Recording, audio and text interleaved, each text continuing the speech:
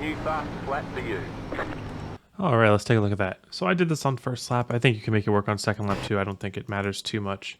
But anyways, here we go going into the run up here. This is a very important thing to do. So you want to start way, way up by the wall, but you want to be turning down like as early as possible because we really want to get this cut down. And I actually did this a little late here. My goal is to be cutting down to the apron by the time I'm at the start finish line. And kind of the rule of thumb is that the more angle that you take onto the apron, the more you're going to be able to cut it. So really, I want it to be even wider here and then come down. But the problem with being really wide is it's really easy to overslow the car. So just find what's comfortable for you so that you can maintain your momentum and still get this turn down very early.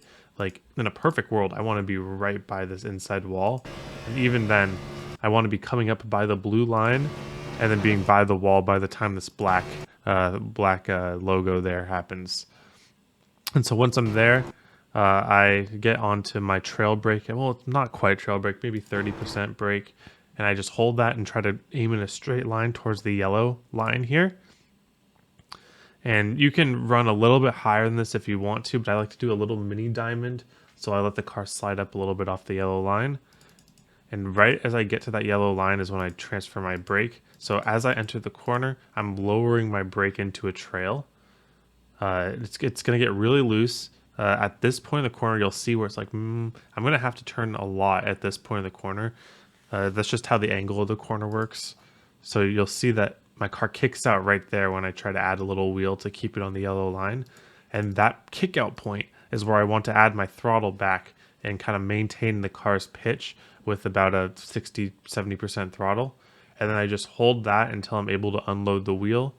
And I go full throttle basically when I'm starting to unload the wheel. And depending on how aggressive you get, you can carry a lot of speed through it.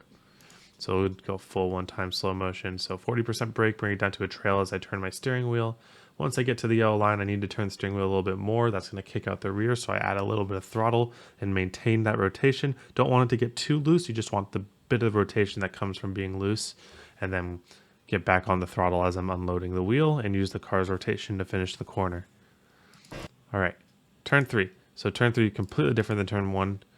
We want to get to the bottom as early as possible, and we want to drag our brake through the bottom here. So I'm going to actually be aiming at the inside wall right here, about 30 to 40% brake, because I'm having to turn in quite a bit. Lower it to that 10% when I get to the yellow line. And race line, I would like to hold that brake a little bit longer, but because I'm going for all the lap time I can, once I get to the yellow line, I'm immediately getting back to the throttle. About 50 to 60% initially, and then more as I'm able to bring it up in a straight line towards the wall. You have a lot of room up here. Make sure you're using all of your real estate. It's not going to feel natural to do this, but because the track is so wide in 3 and 4, you can just bring it down and then immediately throttle back up. You might, if you do it too early of an apex, that might not be possible, but a pretty fairly early to normal apex, you'll still be able to do it. All right. Now let's go take a look at long run. All right, so long run, I'm not going to do a full race run here because a lot of the stuff kind of stays the same. The goals stay the same.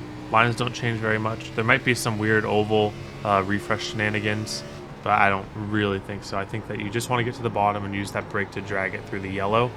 One of the things that can kind of really hurt you at Phoenix is if you are getting too early on the gas in 3 and 4 and then sliding your rears in 1 and 2. So I'm going to just get down to the bottom. You don't have to be on the bottom for here. It's just more about the shape of the corner than anything else. And what we're really trying to do is not spin the right rear tire because these Xfinity cars, they're a right rear tire burner. And so whatever you can do to not kick out that right rear too much, it's a fine line, right? Using it for rotation as opposed to using it and sliding it. But the heat really adds up at Phoenix just because of the different corner types.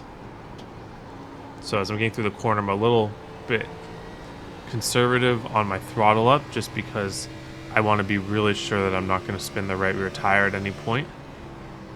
And then I want to get down to the yellow line and just use my brake to stay down there as long as possible. And then at that point I can throttle up.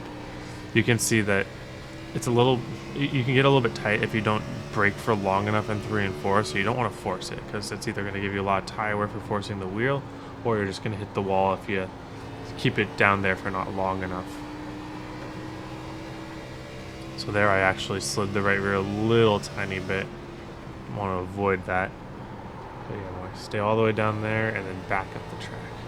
And we want to just aim for that run. And you'll notice that I'm not going down to the apron that much. That's because with going to the apron, it can really hurt your car in terms of like actual damage if you hit it hard enough. And I don't see, there's about 1/10 benefit. Oops, excuse me, sorry about that. There's about 1/10 benefit from if you go to, like, say I'm at the bottom line and I'm coming up all the way to the wall. And now you see there's not much left for me to cut. So yeah, I gained about 1/2 there, more or less. And that's cool to gain 1/2, but it's not worth the potential damage that you might give your car. And it kind of kills your tires too, adds heat to them. But let's say that you're side by side and you have to enter high, right? And this guy clears you on the bottom. Well, now you can cross over, take a lighter transition there, and that's like 0.2 of a second almost, compared to not taking any apron at all. So, the apron is a better choice. Ah, dang it, sorry, I'm getting distracting myself. The apron is a better choice if you are trying to do a crossover on the high line. But there isn't too much benefit if you're running the low line. If you're trying to get beneath someone, do a pass, then yeah, of course that's a good option. But when you're just running by yourself, I'm not a huge proponent of using the apron if you don't have to. But yeah, this set will wear pretty evenly. You just got to make sure not to slide your right rear tires. And then use enough trail brakes so that it doesn't plow through the entry of 3. Those are my 2 main points. They are going to work pretty much the entire race. The line changes, obviously, with the braking points and the throttle points. They will change, but what you're going for is actually not going to really change in the race. So just kind of stay focused and disciplined with what you want to do with the car, and don't let the points dictate how you're driving. Let your driving dictate what your points are. All right, so we come to the finish line here.